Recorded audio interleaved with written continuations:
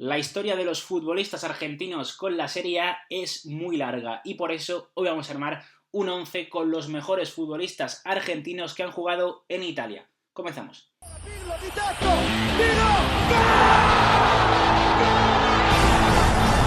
¿Qué tal, amigos y amigas del canal, amigos y amigas de Soy Calcio? Grazie ragazzi, forza Soy Calcio, bienvenidos a un nuevo vídeo. Hoy vamos a responder a una de las demandas que más nos habéis hecho, que es montar un 11 o hablar de los mejores argentinos que han pasado por la historia del calcio, y han sido muchos.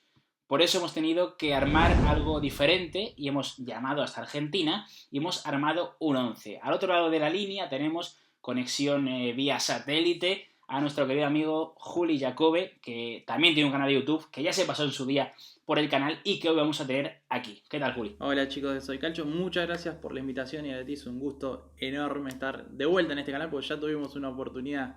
Sí. Así que te agradezco porque es hermoso hablar acerca de los argentinos, tenemos un vínculo muy especial con los italianos, entonces te da para hablar.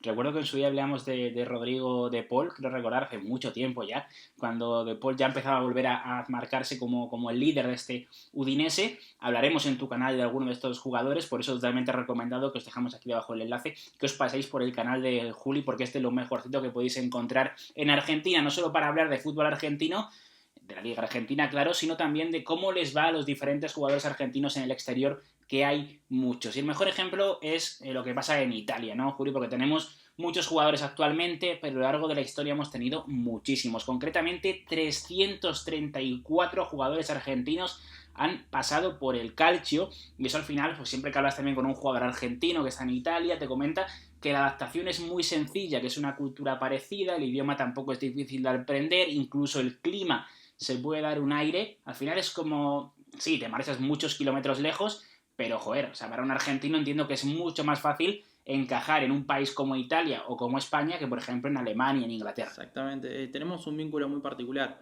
Para los que no saben, la inmigración de principios del siglo XX vino casi toda de España e Italia. Entonces el argentino común se relaciona mucho con esas dos culturas, pero es mucho más parecido al italiano.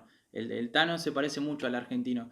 Y esto se nota en la adaptación, la cultura es muy similar y lo que decías vos, la diferencia con Alemania es muy notoria. En Alemania, por ejemplo, hay 4 argentinos, 5 argentinos, cuando en Italia es muy difícil que no encuentres un argentino por equipo o al menos un campeón que tenga varios argentinos. Es ya una normalidad para nosotros, están muy vinculadas las dos culturas. O incluso, llevándolo al extremo, cuando tuvimos aquí el Catania de Simeone, que era prácticamente la selección argentina. Luego hablaremos un poquito de ellos porque tenemos a un jugador de aquel equipo que está en nuestro 11. Y como decíamos, vamos a marcar un 11 que, a ver, futbolísticamente hablando es un poco inverosímil porque hemos marcado un 1-3-4-3 un poco bastante ficticio tácticamente hablando, pero hemos intentado seleccionar a grandes jugadores de la historia del fútbol italiano y no nos queríamos dejar fuera a ninguno. Vamos a empezar, Juli, por la portería, que seguramente, y respetando totalmente al elegido, que es Albano Blizzarri, estamos hablando de la línea un poco de menos nivel, porque tampoco hemos tenido muchos porteros de gran nivel en Italia procedentes de Argentina. Sí, exactamente. Es un arquero que a pesar de que pasó de Racing, de Avellaneda, y tiene un buen recuerdo por parte de los hinchas, no es muy reconocido en Argentina. Realmente vos nombrás hoy a este arquero y muchos no lo recuerdan. Es un arquero que pasó al Real Madrid, que tuvo goleadas muy feas en España. Recuerdo un 5-1 contra Zaragoza también, que le valió muchas críticas. Y por eso me parece que más allá de Andújar era difícil encontrar algún arquero que podamos incluir acá.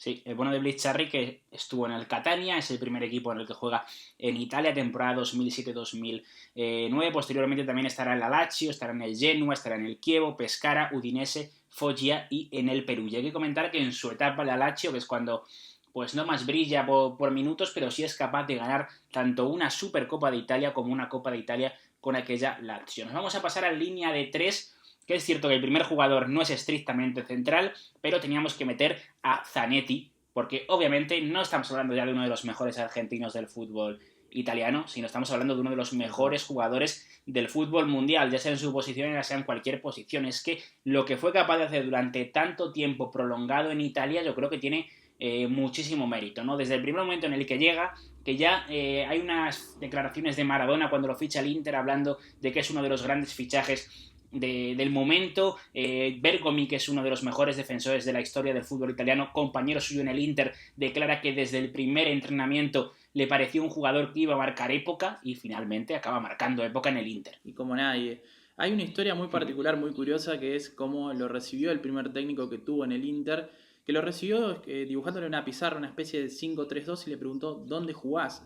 A ver, cuando Zanetti llega al Inter es después de una búsqueda que implicaba más que nada el fichaje de Ortega. Estaban mirando diferentes campeonatos juveniles donde estaba Zanetti y lo terminan viendo y ven que es un defensor que más allá de que se encarga de la faceta defensiva, era realmente muy muy bueno a la hora de incorporarse al ataque. Era realmente un tipo, que destacaba mucho, pero además ya pintaba como un profesional absoluto, que es la mirada que todos tienen en Argentina acerca de él. Es un profesional total, más allá de que siempre fue como medio dejado de lado en la selección argentina. Nunca se le dio demasiado lugar. Y cuenta la leyenda que Moratti lo ficha viendo eso, un partido de la selección olímpica de Argentina a través de vídeo, y que a través de ahí lo conoce después de que se lo recomendaran algunos ojeadores del Inter y decide ficharlo. También lo que comentábamos de Bergomi anteriormente, añadía Bergomi que no daba ningún pase mal y que eso era lo que más le llamaba la atención, no tomaba nunca una decisión errónea. Zanetti, que será uno de los jugadores que más partidos ha disputado en la historia del calcio y el extranjero que más partidos ha jugado. Vamos a pasar a un central en este caso, Roberto Néstor Sensini, que igual a los más jóvenes igual no les suena, que bueno, a ver, es un jugador muy importante en la historia tanto de Argentina como del fútbol italiano.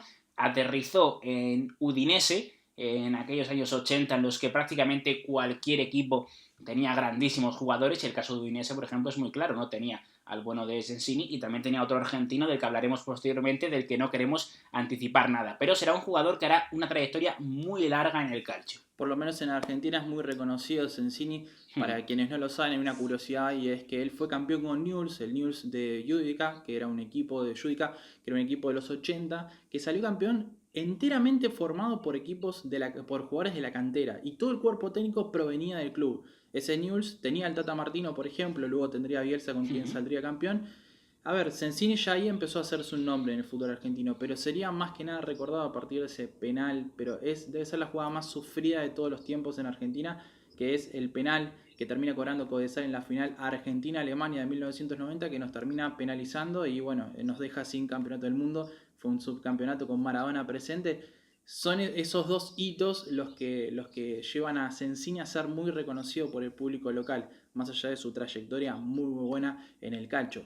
Exactamente, además de Udinese, posteriormente estará en equipos como el Parma, el gran momento del Parma en la década de los 90, ganando Copa Italia, ganando Copa de la UEFA, ganando Supercopa de la UEFA. También estará en la Lazio con la Lazio del doblete, o sea, la Lazio de finales del siglo XX, aquel equipazo que había en el que también encontraremos a algún jugador de los que hablaremos posteriormente, y acabará su carrera en Udinese, pero es que son casi 20 años de carrera en el fútbol italiano. Cerramos esa defensa de tres. Aquí hemos tenido debate porque había varios nombres que podíamos haber añadido y finalmente hemos optado por Walter Samuel, porque era un futbolista que aquí en España tenemos un recuerdo raro de él, porque al final solo estuvo una temporada en el Real Madrid, en un equipo, yo creo que intentaba un poco a poco reconstruirse, porque al final veníamos del Real Madrid de los Galácticos, veníamos hacia una nueva etapa, empezaba el Barça de Rijkaard, el Barça que posteriormente sería de Guardiola, a establecerse en el dominio del fútbol español. Y aquí en España tenemos un recuerdo raro, pero allí en Italia, tanto en la Roma como en el Inter posteriormente, será un jugador decisivo. Tal cual. Investigando para este video, encontré una nota de AS de principios del siglo, donde hablaban de que él y Ayala, el Roberto Ayala, el ratón, se disputaban el puesto como mejor central del mundo. Y era un poquito eso, me parece. Es un futbolista muy infravalorado a partir de su bajo perfil. Es un tipo que en su momento era un zurdo impenetrable en la defensa, realmente era una muralla.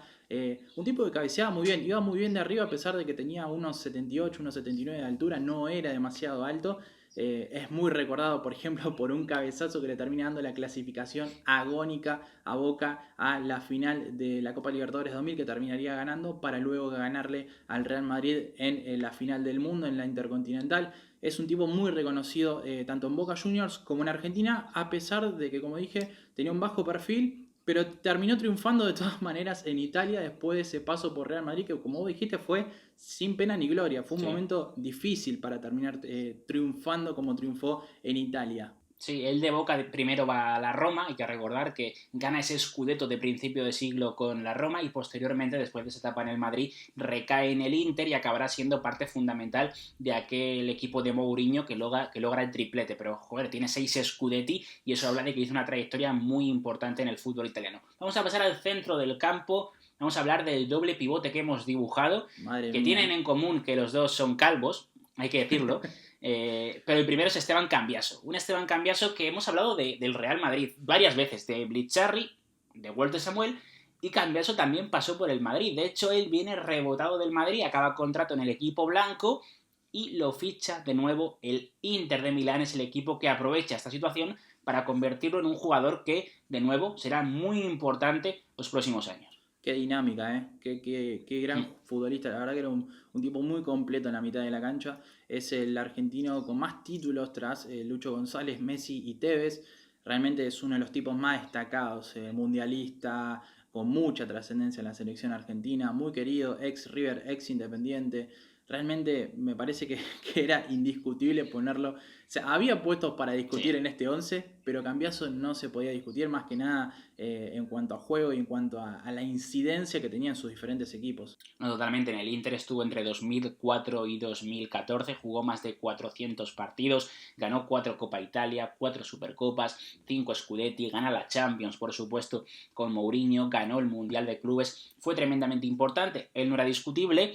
Al lado hemos puesto a Juan Verón, y tenemos que decir que lo hemos metido a última hora porque teníamos dudas de si hacer un 11 mucho más ofensivo o finalmente apostar por un poco de equilibrio. Y al final hemos optado por la brujita, por meter a Verón junto a Cambiaso, y yo creo que no nos arrepentimos porque al final era otro jugador que estuvo en diferentes clubes en Italia en esa década de los 90, sobre todo principios del siglo XXI, y pasó por equipos que gastaron mucho dinero. Es el caso del Parma, es el caso de la Lazio, también él llega para fichar desde la Sampdoria, una Sampdoria que venía de jugar en su momento aquella final de Copa de Europa contra el Barcelona en Wembley, que tenía un auténtico equipazo, y representa un poco el crecer de algunos equipos en Italia que actualmente pues no tienen tanta importancia. El Lazio sí, es cierto, pero que por aquel entonces a base de talonario se permitían competir con los grandes.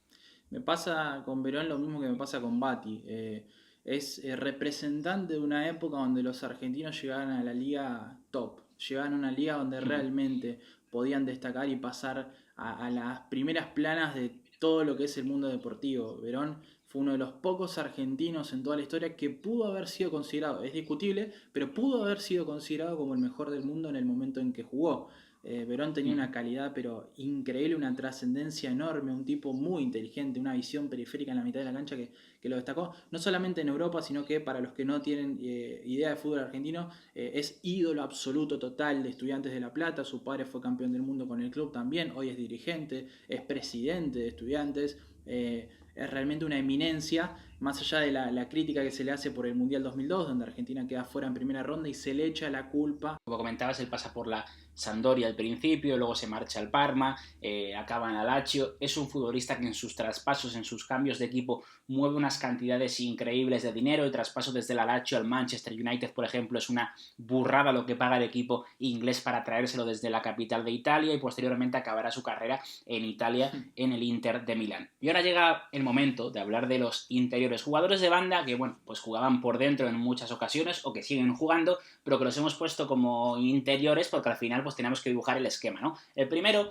es un futbolista del que no va a haber que decir mucho, es Diego Armando Maradona, uno de los mejores o el mejor jugador de la historia, dependiendo de a quién se lo preguntes. Y al final, ¿qué vamos a decir de Maradona? Consiguió llevar al Napoli a la excelencia futbolística, un equipo que no ha vuelto a estar tan alto como cuando estuvo Maradona. Es lo que mejor habla de su impacto en el equipo del sur de Italia, en el mejor momento de la liga, cuando la liga estaba en nivel más alto, consiguió ganar 2 Scudetti, ganar la Copa de la UEFA, convertir a Napoli en uno de los mejores equipos de Italia. Y hace apenas unas horas estaba viendo el video que subieron en Soy Calcio repasando Sí. el Scudetti de Maradona.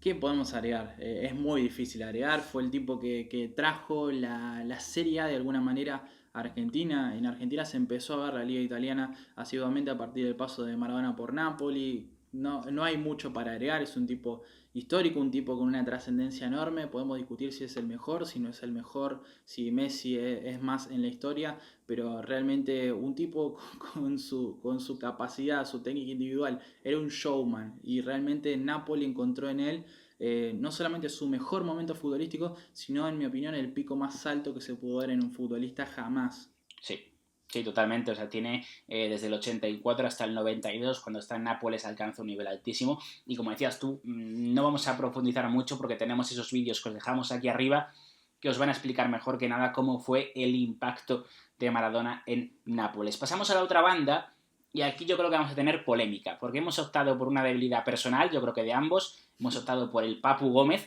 y hemos dejado fuera, por ejemplo, a Paulo Dybala, que es un jugador relativamente joven, pero que es cierto que ya ha tenido un impacto bastante importante en el fútbol italiano. A ver, hemos elegido al Papu porque es un jugador que principalmente ha tenido un impacto tremendo en los equipos en los que ha estado en Italia.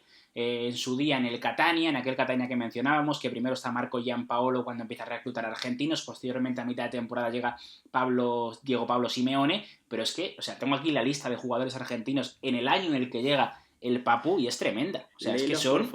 por o sea, sí, favor. yo no... A ver, o sea, vamos a darle un rato. Mariano Andújar, Pablo Álvarez, Nicolás Spoli, Matías Silvestre, Pablo Ledesma, Adrián Ricciuti, Maxi López, mítico Maxi López, Mariano Izco, Gonzalo Vergesio, Ezequiel Esqueloto, también mítico, Ezequiel Llama, Pablo Barrientos y el Papu Gómez. O sea, es que parecía selección argentina aquello. Sí, sí, sí, para muchos era nuestro equipo del PES. Era el equipo que usábamos realmente porque estaba plagado de argentinos. Algunos en ese momento todavía tenían un reconocimiento muy importante por parte de diferentes clubes argentinos. Pero el caso de Papu me parece que es icónico. Yo creo que vas a explayarte un poco, pero ¿qué podemos agregar de Sí. un tipo que realmente es una eminencia en el club donde está y ganó una idolatría sin ser oriundo del país donde está ese club? Es realmente increíble y para quienes no recuerdan el inicio de Papu Gómez, uno no pensaba que llegue a eso realmente. Uno no daba, a ver, uno no podía pensar que era un tipo que podía ganarse la idolatría de un club italiano y ser líder de un equipo que hoy es realmente una aplanadora. Veremos cómo vuelve, pero es una Sí. aplanadora realmente. Y ser líder futbolístico de un equipo así me parece sorpresivo para quienes lo veíamos en ese momento jugando en la Liga Argentina, pero hoy en día totalmente merecido.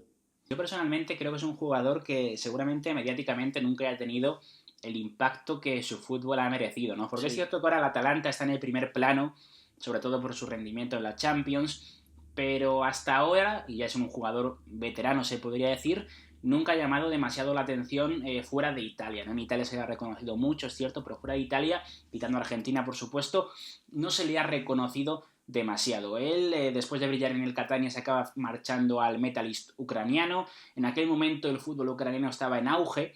Esto sí. es justo antes de que estalle todo este conflicto que hay en el este de Ucrania. Posteriormente ese conflicto obliga a que se marche de allí y lo consigue fichar la Atalanta. Uno de esos fichajes baratos, en uno de esos fichajes tan típicos actualmente del equipo de Bérgamo, que consigue pescar donde nadie lo hace y se lleva a un jugador que, como decías, ha marcado época en estos últimos años en el equipo de Gianpiero Gasperini. Y vamos a pasar también, Julia, a un momento polémico porque hemos elegido 3 delanteros y teníamos mucho donde elegir. Sí. Empezamos por el más veterano de todos, empezamos por Abel Balbo, que igual a alguno le llama la atención, pero sus números, su importancia en el calcio obligaban a que nos quedáramos con él. Habíamos hablado antes de Sensini, de su paso por Udinese, y habíamos avisado de que había otro jugador argentino en aquel equipo. Ese futbolista es Abel Balbo. Él cuando llega a Udinese no consigue evitar que el equipo descienda a Serie B.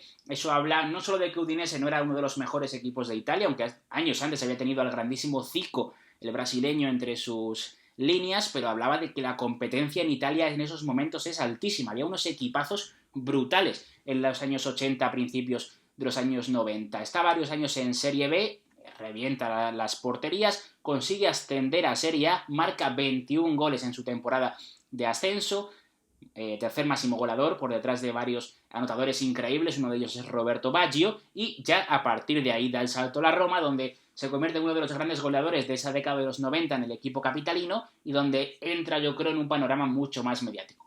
Sí, tal cual. Es un futbolista que fue fija en la selección argentina en los últimos años de los 90. No llegó a ser campeón con la selección. Recordemos, Argentina no gana algo desde el 91-93, las Copas América. Es muy difícil encontrar algún otro título después. Pero Abel Balbo era una real fija en la selección. Era muy... A ver, era muy requerido. Nunca fue reconocido como una estrella, como sí podemos reconocerlo en este 11 de estrellas del fútbol italiano viniendo desde Argentina, pero sí es un tipo que ganó consideración con el paso de los años. Tenía un rendimiento, era un tipo cumplidor, me parece, era un tipo bastante que jugaba y vos sabías que algo te iba a ofrecer, que algo te iba a dejar, que algo te iba a aportar, no es que iba a pasar sin pena ni gloria por los partidos, y me parece que ese es su gran valor, por lo menos los que lo vimos en la selección argentina. Yo era muy pibe, después repasando partidos uno ve que era un tipo que realmente aportaba mucha frescura en el ataque. A ver, hay un problema para él, y es que los dos nombres que vamos a meter ahora, Sí. mediáticamente hablando, son brutales, ¿no? Entonces empezamos por Batistuta, y claro, a cualquier jugador que lo compares con Batistuta, al final va a salir prácticamente perdiendo, ¿no? Estamos hablando, y yo me quedo con esto, del gran goleador de la década de los 90 en Italia, ya fuera un jugador italiano, ya fuera un jugador holandés, como estuvo Marco Van Basten, o de cualquier otra nacionalidad. Es el jugador que seguramente durante más temporadas consecutivas es capaz de mantener una frecuencia goleadora muy alta, y eso que estuvo en la Fiorentina, que al final estamos hablando de la Fiorentina como un equipo icónico, un equipo histórico, de una ciudad preciosa, con unas camisetas hiper bonitas, como son aquellas de los 90, con la mítica de Nintendo, la publicidad, pero la Fiorentina no tenía con qué pelear por el Scudetto. Gana una Copa Italia, gana una Supercopa en el 95-96, pero no estaba a la altura de los grandes equipos. Entonces tiene mucho más mérito todavía lo que conseguía hacer Batistuta. Sería a ver, salvando las distancias, obviamente. Es el único que se puede hacer un paralelismo con Maradona y Napoli, me parece. Sí.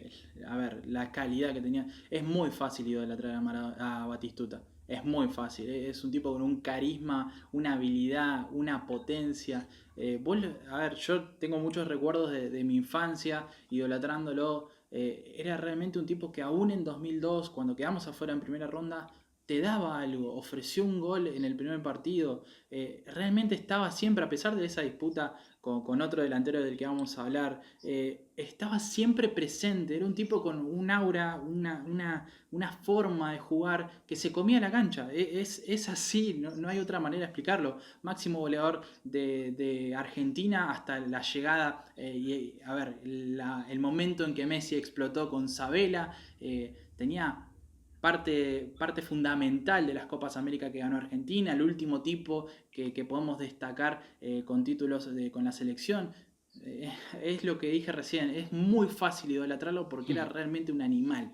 Sí, siempre se le escapaba ese Scudetto. La Fiorentina es cierto que le había estado acariciando algunos años, pero le faltaba dar ese salto, y él decide ya, acabando la última década del siglo XX, marcharse a la Roma. Le faltaba pelear por la Liga, y en la Roma finalmente consigue ganar el Scudetto en ese año 2000-2001. Marcó muchísimos goles, 168 goles en la Fiorentina, 30 goles en la Roma, acabará jugando en el Inter, un auténtico mito del calcio, como también lo es el otro delantero, el último futbolista de esta lista, que no es otro que Hernán Crespo. Y aquí alguno ya estará diciendo, joder, os habéis dejado a Gonzalo Higuaín, os habéis dejado a Mauro Icardi.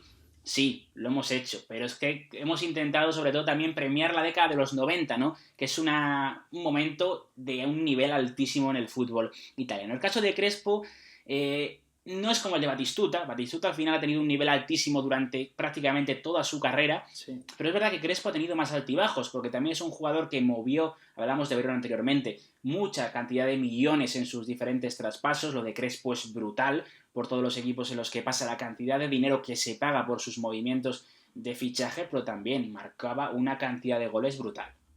Junto a Verón me parece que son parte de ese punto de inflexión donde los fichajes argentinos empiezan a movilizar mucho dinero, mucho dinero. Le es difícil competir con un tipo que es séptimo máximo goleador de los mundiales, como es Batistuta, único con 2 hat-tricks, pero también me parece que es discutible esto con Higuaín, por otro lado. Capo cañonero histórico con esos 36 goles Sí. con el Napoli. Crespo fue un tipo que, a ver, tenía mucha regularidad en la selección argentina. Es un tipo que estuvo siempre presente, máximo goleador de las eliminatorias sudamericanas, hasta el impulso ese de Luis Suárez y Messi compitiendo palmo a palmo por ver quién lidera la tabla. es muy jodido hablar de un tipo así. Es realmente un tipo que tenía una habilidad. A ver, hay que tener habilidad, olfato goleador para competir palmo a palmo con Batistuta. En una época donde Bielsa no quería usarlos a los dos juntos. En una época donde se discutía quién iba a ser el 9 de la selección. Crespo estaba siempre ofreciendo alternativas de ataque para moverse por todo el frente y para ofrecer justamente lo que decíamos con Balbo, una frescura particular para hacer una alternativa, porque es difícil estar a la sombra de otros tipos como es el caso de Batistuta. Y siempre estuvo a la altura. Sí, y como decíamos, a ver, se puede discutir perfectamente que no esté Higuaín, como decías, máximo goleador en una temporada en Italia, incluso Icardi, ¿no? Que fue un faro en una etapa, la del Inter, que ha sido realmente complicada, la de los últimos años, y tiene mucho mérito la gran cantidad de goles que ha marcado. Pero hemos querido resaltar lo de Crespo, además de poder tener una carrera muy dilatada, por poder hablar de un equipo que ya se ha de un jugador que ya se ha retirado. Higuaín todavía no sabemos qué le va a deparar, Icardi no sabemos si volverá. Hemos querido elegir a Crespo por ello, que hizo historia en el Parma. En la Lazio es cierto que yo creo que esperábamos más de él, porque llega a esa Lazio post-Scudetto y no consigue llevar al equipo, aunque marca muchos goles, a dar el salto también en la Champions, que era algo que igual se esperaba, pero bueno, al fin y al cabo tuvo una magnífica etapa en Italia. Y Juli, este ha sido nuestro 11, que yo creo que ha quedado bastante interesante. Creo que ha sido un 11 de altísimo nivel. Es cierto que es muy ofensivo, pero bueno, al final, pues muy atalantesco, ¿no? Queremos también que con el Papu ahí liderando,